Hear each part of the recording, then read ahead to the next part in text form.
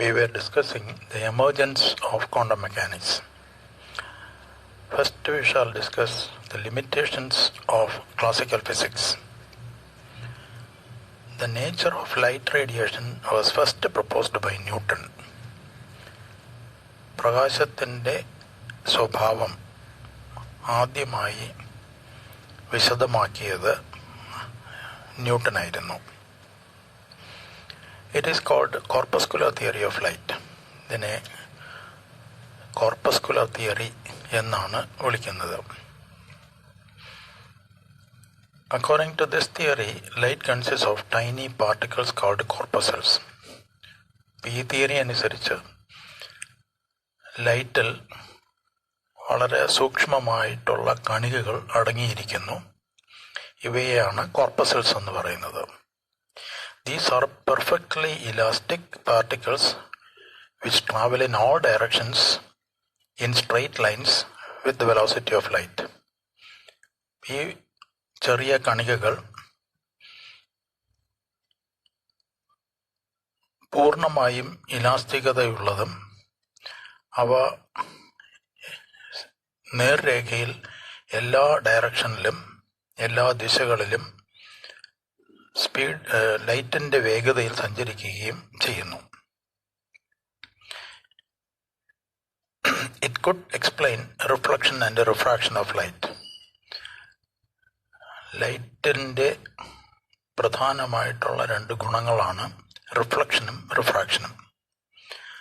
Light ഒരു പ്രതലത്തിൽ പതിക്കുമ്പോൾ അതിന് റിഫ്ലക്ഷൻ സംഭവിക്കുന്നു.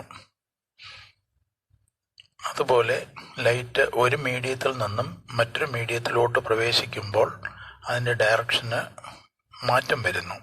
ഇതിനെ റിഫ്രാക്ഷൻ എന്ന് പറയുന്നു. ഇത് രണ്ടും ഈ തിയറി ഉപയോഗിച്ച് എക്സ്പ്ലെയിൻ ചെയ്യാൻ കഴിഞ്ഞു. It predicted that the velocity of light is more in denser medium than that in rarer medium. ഒരു ഡെൻസർ മീഡിയത്തിലുള്ള ലൈറ്റിൻ്റെ വേഗത റെയർ മീഡിയത്തിലുള്ള ലൈറ്റിൻ്റെ വേഗതയേക്കാളും കൂടുതലാണ് എന്നാണ് ഈ തിയറിയിൽ നിന്നും കിട്ടുന്ന ഒരു result. But it failed to explain interference, diffraction and polarization. പക്ഷേ ഇത്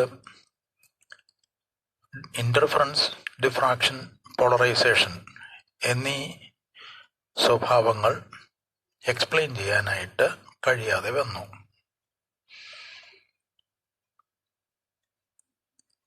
Wave theory of light was developed by Huygens, Young and Fresnel.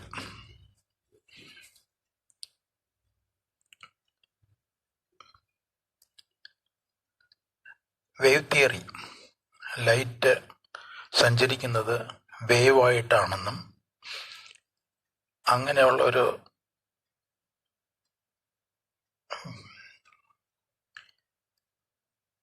Theory ആദ്യമായിട്ട് ഡെവലപ്പ് ചെയ്തത് ഹൈജീൻ, തോമസ് യങ്, ഫ്രെണൽ എന്നീ ശാസ്ത്രജ്ഞരായിരുന്നു. അവരാണ് ഈ വേവ് തിയറി വികസിപ്പിച്ചത്. They considered light as a wave carrying energy. അവർ കരുതിയിരുന്നത് light ഒരു ടൈപ്പ് വേവ് ആണ്, അത് എനർജി വഹിക്കുന്നും ഉണ്ട്. It could explain interference, diffraction and velocity of light in different media. ഈ തിയറിക്ക് ഇന്റർഫറൻസും ഡിഫ്രാക്ഷനും പോളറൈസേഷനും പിന്നെ ലൈറ്റിൻ്റെ വേഗത പല മീഡിയത്തിലും എന്തായിരിക്കും എന്നുള്ളതും വിശദമാക്കാനായിട്ട് സാധിച്ചു. Maxwell proposed a new concept regarding the nature of light. Maxwell ഒരു പുതിയ കൺസെപ്റ്റ്, പുതിയ ആശയം, ലൈറ്റിനെ സംബന്ധിക്കുന്ന ഒരാശയം ആദ്യമായി കൊണ്ടുവന്നു. According to him, light consists of electromagnetic waves.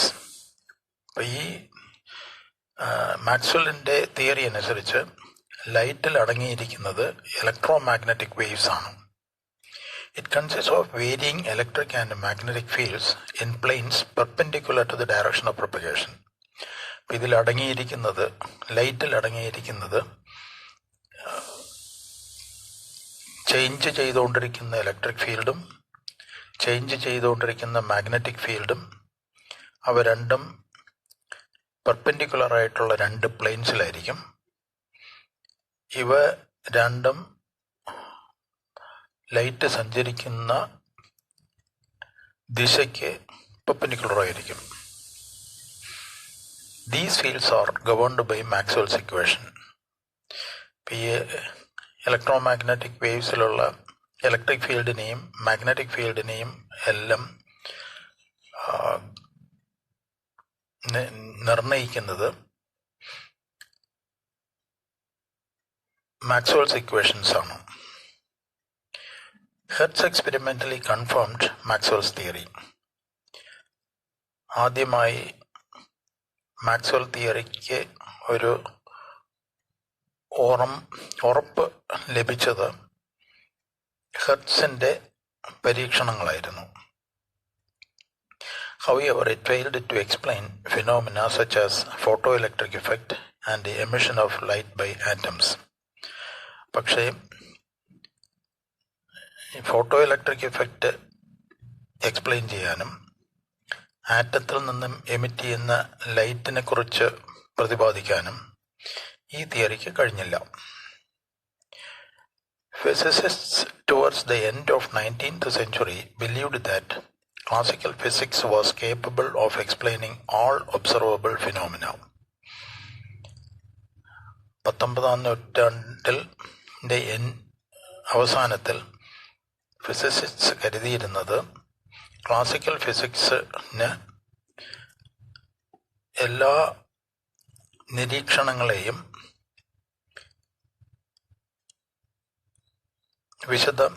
വിശദീകരിക്കാനായിട്ട് കഴിയും എന്നായിരുന്നു. The same time had witnessed the discoveries of X-rays, radioactivity and electron which could not be explained by classical physics. അതേസമയം തന്നെ എക്സ്റേസിൻ്റെയും റേഡിയോ ആക്ടിവിറ്റിയുടെയും ഇലക്ട്രോണിൻ്റെയും കണ്ടുപിടുത്തങ്ങൾക്ക് സാക്ഷിയാകേണ്ടി വന്നു. ഇവയൊന്നും ക്ലാസിക്കൽ ഫിസിക്സ് ഉപയോഗിച്ച് വിശദമാക്കാനായിട്ട് സാധിക്കാതെ വന്നു. The other experimental observations such as black body radiation and optical spectra could not be explained by the classical theory. മറ്റ് ചില നിരീക്ഷണങ്ങളെ, അതായത് black body radiation, light emit ചെയ്യുന്ന ഓപ്റ്റിക്കൽ സ്പെക്ട്രം, ഇവയൊന്നും എക്സ്പ്ലെയിൻ ചെയ്യാനായിട്ട് ക്ലാസിക്കൽ തിയറിക്ക് കഴിയാതെ വന്നു. In the last lecture, I was discussing about the limitations of classical physics. Now we will discuss certain experimental observations which could not be explained using classical physics. One of the important observation was that of black body radiation. Black body is one which absorbs all the radiations incident on it, regardless of frequency of the radiation. The radiation emitted from such a black body is called black body radiation. We can define a quantity called energy density. It is denoted by U nu d nu. It is the total energy emitted from unit volume of the cavity in the frequency range from nu to nu plus d nu. The black body spectrum is a plot of energy density as a function of frequency at a particular temperature T. This spectrum is a curve which depends upon the temperature. For one particular temperature, we have one curve, and when we change the temperature, we get different curves. We have to explain the curve first.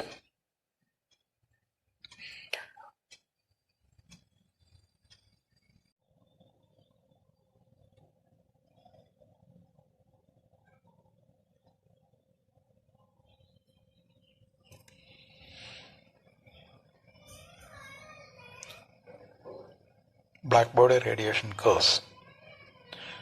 The spectral energy density u nu d nu of radiation from a cavity depends only on frequency nu and temperature T of the cavity. When a black body is kept at a temperature T, it emits radiation, and the energy density of the radiation depends only on the frequency of radiation and temperature of the cavity. Figure shows the blackbody radiation curves.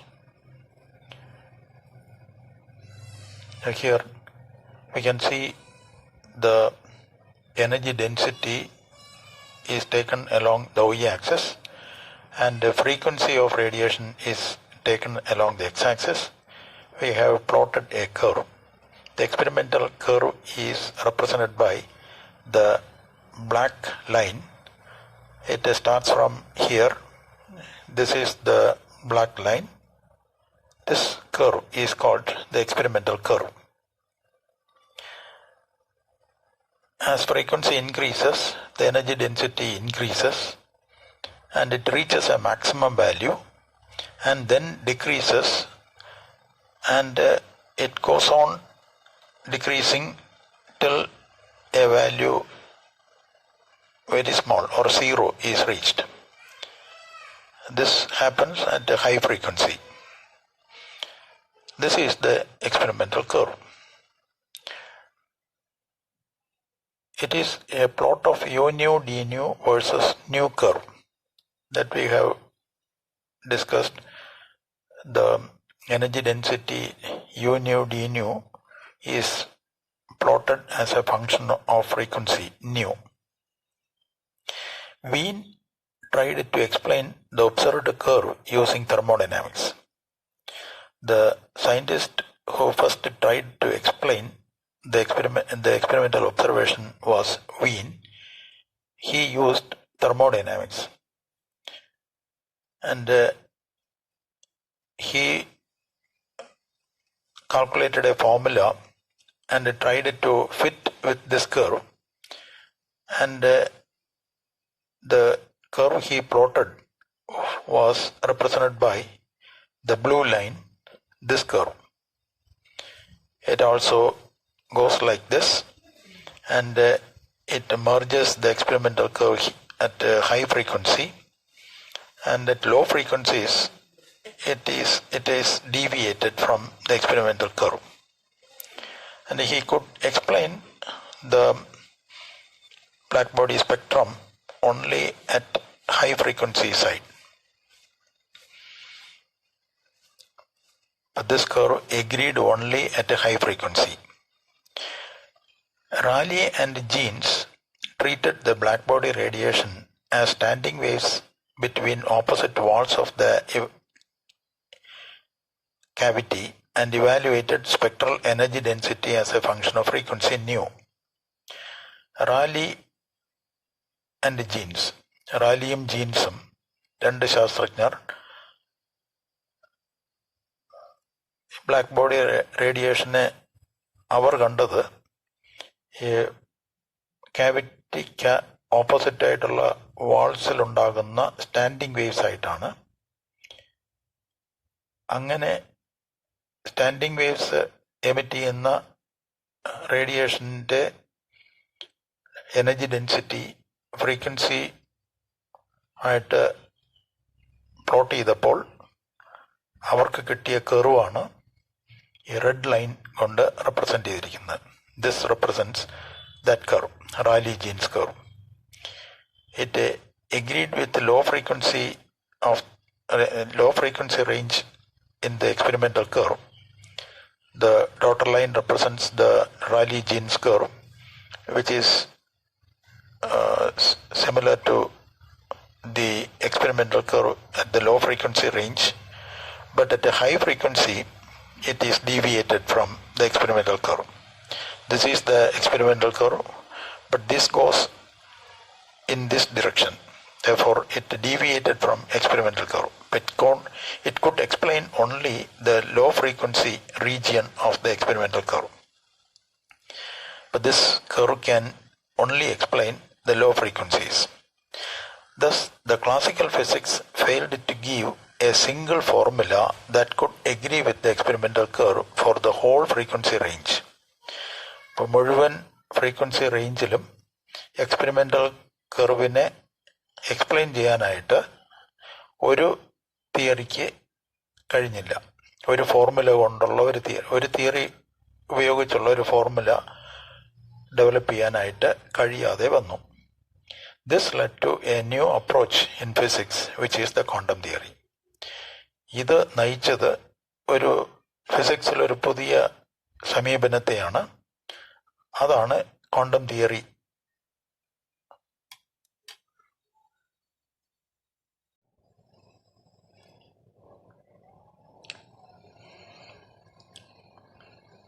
Another important experimental observation which could not be explained using classical physics was optical spectra.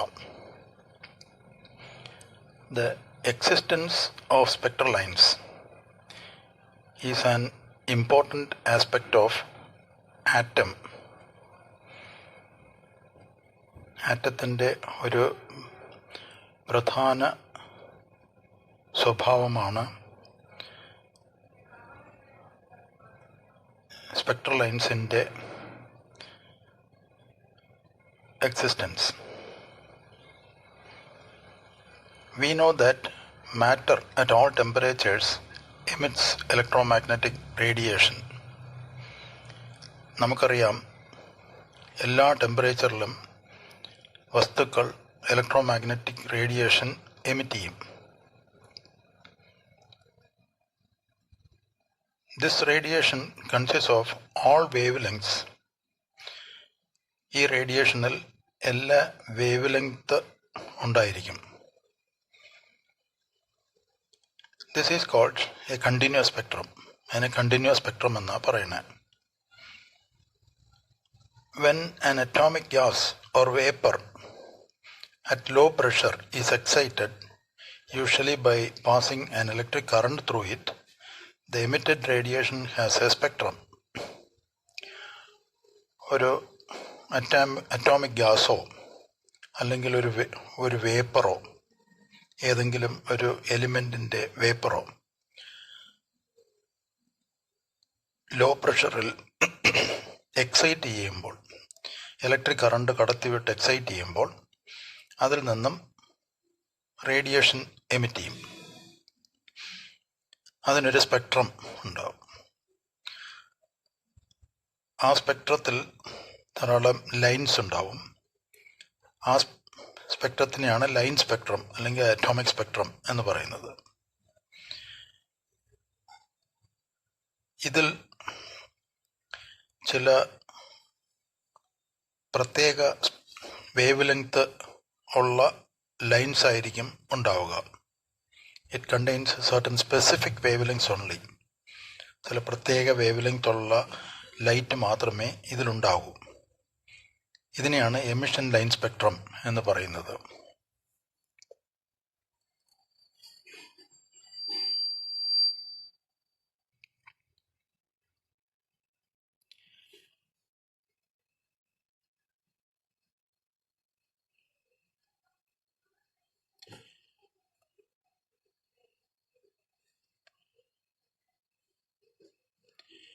Each element in the atomic state emits its own characteristic spectrum consisting of discrete lines. ഓരോ എലിമെൻറ്റും atomic സ്റ്റേറ്റിൽ അതിൻ്റെ സ്വഭാവത്തിനനുസരിച്ചുള്ള ഒരു spectrum emit ചെയ്യും. അതിൽ ധാരാളം lines ഉണ്ടാവും. This spectrum is called line spectrum or atomic spectrum. ഈ സ്പെക്ട്രത്തിനെ നമുക്ക് ലൈൻ സ്പെക്ട്രം എന്നോ അറ്റോമിക് സ്പെക്ട്രം എന്നോ വിളിക്കാം. Hydrogen atom emits a simple spectrum. ഇത്തരം സ്പെക്ട്രങ്ങളിൽ ഏറ്റവും ലളിതമായിട്ടുള്ള ഒരു സ്പെക്ട്രമാണ് ഹൈഡ്രജൻ ആറ്റത്തിൻ്റേത്. In 1885, Balmer used an empirical formula to find the wavelength of the lines in hydrogen spectrum. 1885 Balmer എന്ന സയൻറ്റിസ്റ്റ് ഒരു എംപിറിക്കൽ ഫോർമുല ഉപയോഗിച്ച് ഇതിൻ്റെ വേവ് ലെങ്ത് എത്രയാണെന്ന് കണ്ടുപിടിക്കാൻ ശ്രമിച്ചു. Empirical formula means a formula which does not contain any theoretical explanation. Theoretical ആയിട്ടുള്ള ഒരു explanation ഒന്നും ഇല്ലാതെ ഒരു ഫോർമുലയാണ് എംപിറിക്കൽ ഫോർമുല. വേവ് ലെങ്ത് കണ്ടുപിടിക്കാൻ മാത്രമായി ഒരു ഫോർമുല ഉണ്ടാക്കിയെടുക്കുന്നതിനെയാണ് എംപിറിക്കൽ ഫോർമുല എന്ന് പറയുന്നത്. ഈ എംപിറിക്കൽ ഫോർമുല പ്രകാരം 1/λ is equal to r into 1/2 square minus 1/n square, n is equal to 3, 4, 5 etc. ഈ ഫോർമുല പ്രകാരം ഇതിൻ്റെ വേവ് ലെങ്ത്, ഓരോ ലൈനിൻ്റെയും വേവ് ലെങ്ത്, ഹൈഡ്രജൻ സ്പെക്ട്രത്തിലെ വിസിബിൾ റീജിയനിലുള്ള ഓരോ ലൈനിൻ്റെയും വേവ് ലെങ്ത് ബാമർ കണ്ടുപിടിക്കാനായി ഉപയോഗിച്ചതാണ്. 1/λ is equal to r into 1/2 square minus 1/n square, n is equal to 3, 4, 5 etc. Lambda എന്ന് പറയുന്നത് ലൈനിൻ്റെ വേവ് ലെങ്ത്, ആർ എന്ന് പറയുന്നൊരു കോൺസ്റ്റൻറ്റ്, അതിന് റിഡ്ബർഗ് കോൺസ്റ്റൻ്റ് എന്ന് പറയും. അതിൻ്റെ വാല്യൂ 1.097 into 10⁻⁷ m⁻⁻1 ആണ്. Later, other spectral lines were discovered and they were found to obey the formula 1/λ is equal to r into 1/m square minus 1/n square. പിന്നീട് മറ്റ് ചില സ്പെക്ട്രൽ സീരീസും കൂടി കണ്ടുപിടിക്കുകയും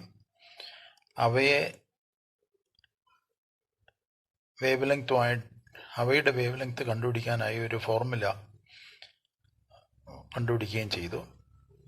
ആ ഫോർമുലയാണ് 1/λ is equal to r into 1/m square minus 1/n square, where m is equal to 1, 2, 3 etc. n is equal to m+1, m+2, m+3 etc.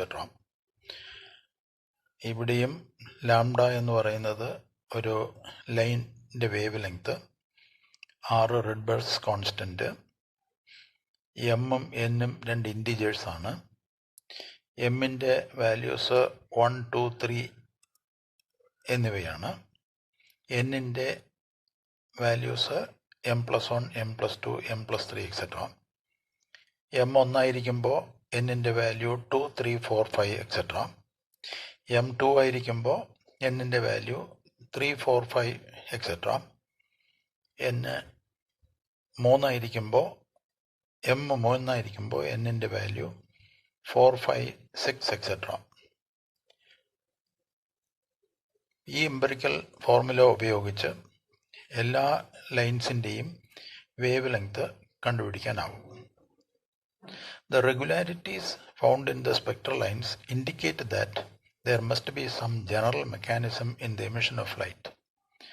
ഇങ്ങനെ ഒരു spectral ലൈൻസിന് ഉണ്ടാകുന്ന റെഗുലാരിറ്റി സൂചിപ്പിക്കുന്നത് ഒരു ജനറൽ മെക്കാനിസം ഈ ലൈറ്റ് എമിഷന് ഉണ്ട് എന്നുള്ളതാണ്. The classical physics failed to explain the spectral series. ഈ spectral സീരീസിനെ ശരിയായി വിശദമാക്കാനായിട്ട് classical ഫിസിക്സിന് സാധ്യമല്ലാതായി. The spectral series of hydrogen atom are the following. താഴെ പറയുന്നവയാണ് ഹൈഡ്രജൻ ആറ്റത്തിൻ്റെ spectral series. 1. Lyman series. M is equal to 1, N is equal to 2, 3, etc. This is in the ultraviolet region, therefore it is not visible. Second one, Balmer series. M is equal to 2, N is equal to 3, 4, 5, etc. This is in the visible region. Third series is Paschen series. M is equal to 3, N is equal to 4, 5, 6, etc. It is in the infrared region. Bracket series, M is equal to 4, N is equal to 5, 6, 7, etc. This is also in the infrared region. Fun series, M is equal to 5, N is equal to 6, 7, 8, etc. This is also in the infrared region.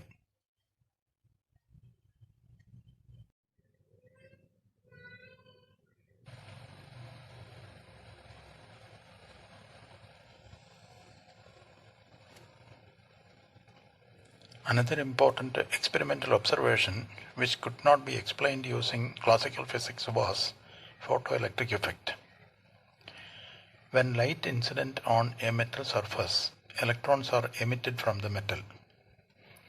ഒരു metal സർഫസിൽ light പതിക്കുമ്പോൾ അതിൽ നിന്നും electrons emit ചെയ്യും. These electrons are called photo electrons. ഈ ഇലക്ട്രോൺസിനെയാണ് photo electrons എന്ന് പറയുന്നത്.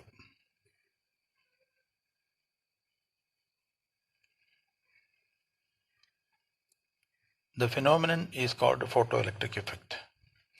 ഇങ്ങനെ സംഭവിക്കുന്നതിനെ ഫോട്ടോഇലക്ട്രിക് ഇഫക്റ്റ് എന്ന് പറയുന്നു. The experimental observation revealed the following important conclusions. പല പരീക്ഷണ നിരീക്ഷണങ്ങളും വെളിവാക്കുന്നത് ഈ താഴെ പറയുന്ന പ്രധാന കൺക്ലൂഷൻസ് ആണ്. 1.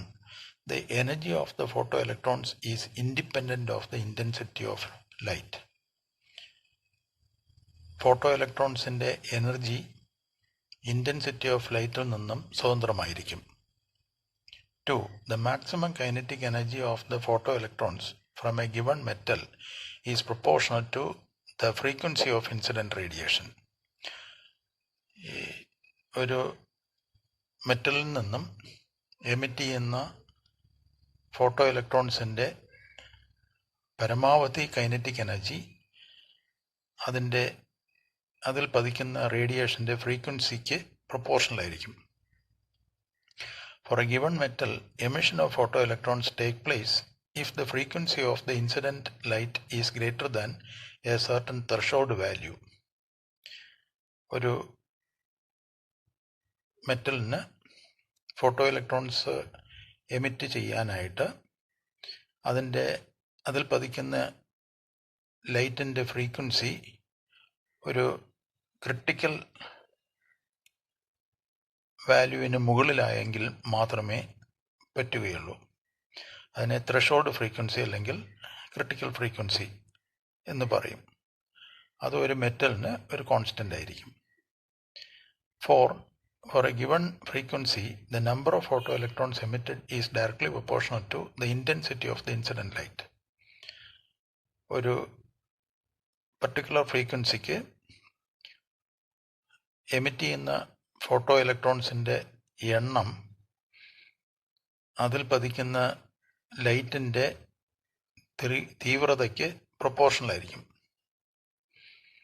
There is no time lag between the incidence of light and the emission of photoelectrons. Light incident ചെയ്യുന്നതിനും ഫോട്ടോ ഇലക്ട്രോൺസ് എമിഷൻ നടക്കുന്നതിനും ഇടയ്ക്ക് ഒരു സമയവ്യത്യാസം ഉണ്ടാവില്ല. These experimental observations could not be explained completely by classical physics. Classical physics ഉപയോഗിച്ച് ഇങ്ങനെയുള്ള പരീക്ഷണ നിരീക്ഷണങ്ങളെ explain ചെയ്യാനായിട്ട് കഴിഞ്ഞില്ല.